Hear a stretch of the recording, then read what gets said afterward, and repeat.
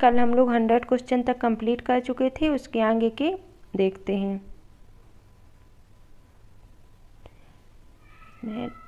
101 number का है, के बाद गुणसूत्रों की संख्या आधी रह जाती है। कौन से विभाजन के बाद गुणसूत्रों की संख्या आधी रह जाती है? बी हो जाएगा। अर्धसूत्री विभाजन के बाद गुणसूत्रों की संख्या आधी रह जाती है। अर्धसूत्री विभाजन फर्स्ट के बाद कभी विभाजित नहीं होती है। क्या कभी विभाजित नहीं होता है? ये तंत्रिका कोशिकाएं कभी विभाजित नहीं होती हैं। डॉट डॉट डॉट किसके पास अपना राइबोसोम और डीएनए है? किसके पास है अपना राइबोसोम और डीएनए? डी हो जाएगा। ए और बी। माइटोकॉन्ड्रिया लबक के पास अपना राइबोसोम और डीएनए है। दोहरी झिल्ली युक्त कोशिकांग हैं। दोहरी झिल्ली युक्त कोशिकांग कहाँ पे है? माइटोकॉन्ड्रिया में। झिल्ली रहित कोशिकांग है, कौन सा है इसका answer? Ribosome. Dot dot dot में कोशिका सभी झिल्ली युक्त कोशिकांग अनुपस्थित होते हैं। किस में अनुपस्थित होते हैं? इनमें से सभी। जीवाणु में, नीलहर शैवाल में, माइक्रोप्लाज्मा सभी में अनुपस्थित होते हैं। मानव कोशिका के संदर्भ में सही कथन है। मानव कोशिकाओं के संदर्भ में सही कथन कौन सा है? सबसे लंबी कोशिका तंत्रिका कोशिका, सबसे छोटी कोशिका शुक्राणु, सबसे बड़ी कोशिका मादा अंडा। इनमें से सही कौन सा होगा? ये सारे सही हैं। सबसे बड़ी कोशिका है शुतुरमुर्ग के अंडे की। सबसे बड़ी कोशिका किसकी है? शुतुरमुर्ग के अंडे की है।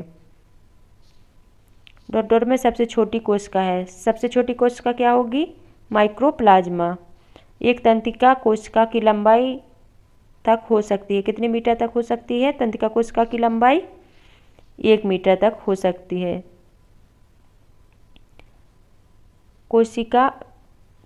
कोशिका विज्ञान का क्लासिकल काल कहा जाता है। डी को 19वीं सदी को कोशिका विज्ञान का क्लासिकल काल कहा जाता। लवण की खोज किसने की थी?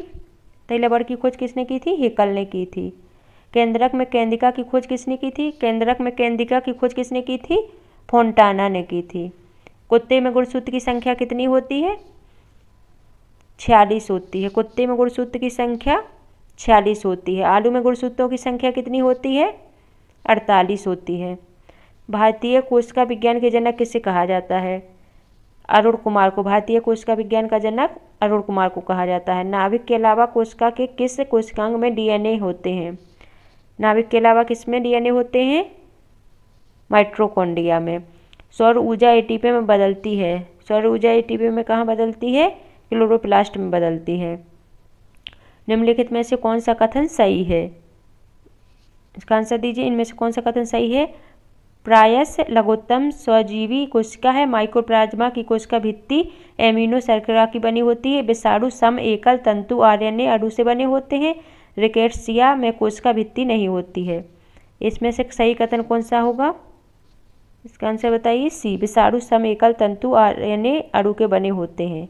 साधारण मानव में गुणसूत्र होते हैं। साधारण मानव में हम लोगों में कितने गुणसूत्र होते हैं?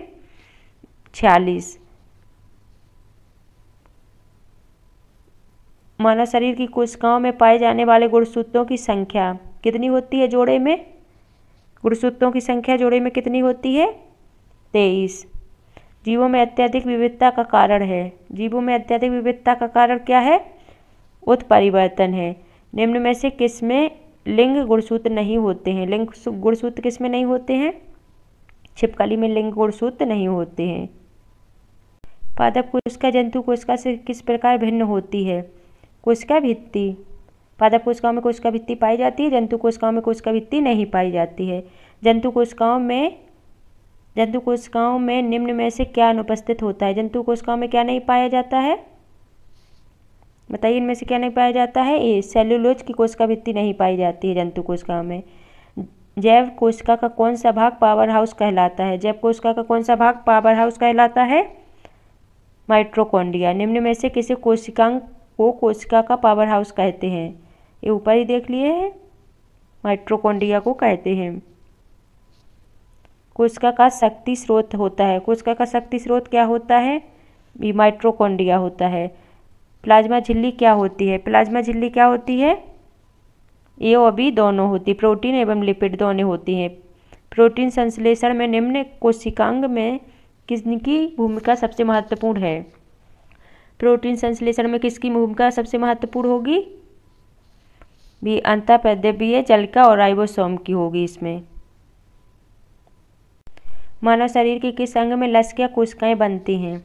लसिका कोशिकाएं कहाँ बनती हैं? तिल्ली में। स्तंभ कोशिकाएं अनुसंधान के क्षेत्र में नवीनतम विकास के संदर्भ में निम्नलिखित कथनों पर विचार कीजिए।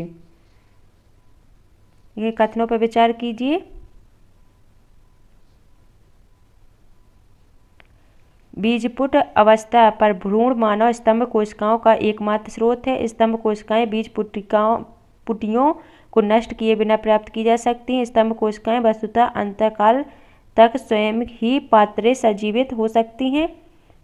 भारतीय अनुसंधान केंद्रों में कुछ कोशिका रेखा का भी सृजन किया, जिन्हें एक प्रकार के ऊतकों में विकसित किया जा सकता है। इसका आंसर क्या होगा?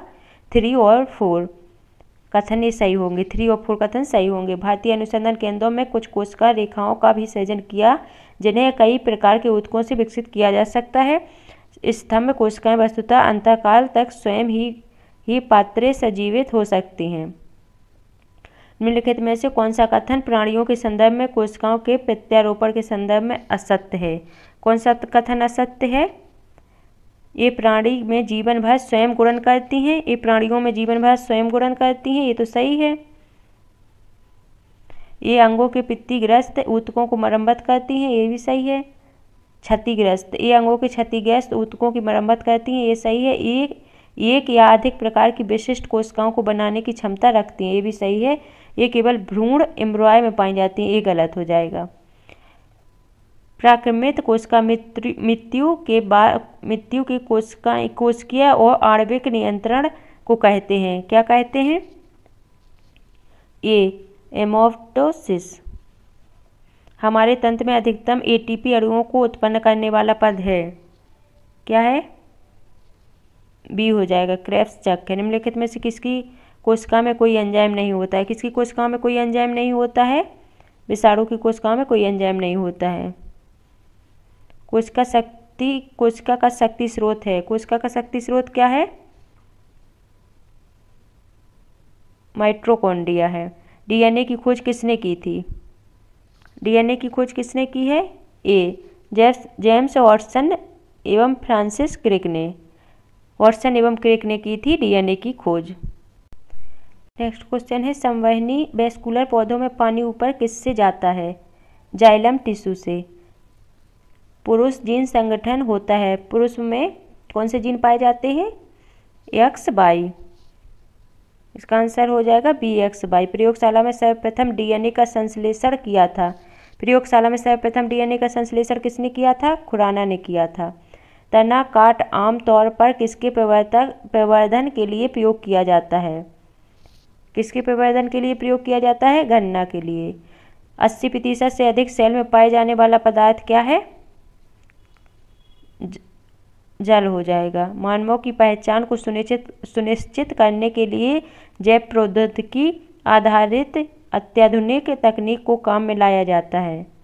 किस तकनीक को काम में लाया जाता है? सी डीएनए फिंगरप्रिंटिंग को। निम्नलिखित में से कौन जीवन की आधारभूत इकाई है? जीवन की आधारभूत इकाई क्या है? कोशिका है।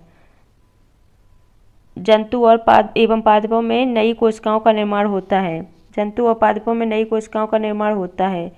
उपयुक्त में से कोई नहीं, क्योंकि यह उसकी समसूत्री विभाजन के उससे होता है। नेक्स्ट क्वेश्चन है, जंतु एवं पादपों में नई कोशिकाओं का निर्माण होता है पूर्व स्थित कोशिकाओं के विभाजन से। डी हो जाएगा इसका आंसर। झिल्ली रहित अंगक राइबोसोम मिलते हैं। झिल्ली रहित अंगक राइबोसोम कहाँ पर मिलते हैं? दोनों कोशिकाओं में मिलते हैं, प्रोकैरियोटिक और यूकैरियोटिक दोनों कोशिकाओं में। पौधों में प्रकाश संश्लेषण के लिए आवश्यक प्रकाशीय ऊर्जा को किस लवक द्वारा संचित किया जाता है? ऊर्जा को किस लवक द्वारा संचित किया जाता है? हरित लवक द्वारा किया जाता है। मानव शरीर के किस कोशिकांग में प्रोटीन का संश्लेषण होता है? इसका आंसर कई बार बता चुके हैं, अब तो आप लोगों को याद भी हो गया होगा, राइबोसोम। जैव कोशिका में निम्न में क्या अनुपस्थित होता है? जैव कोशिका में क्या अनुपस्थित होता है?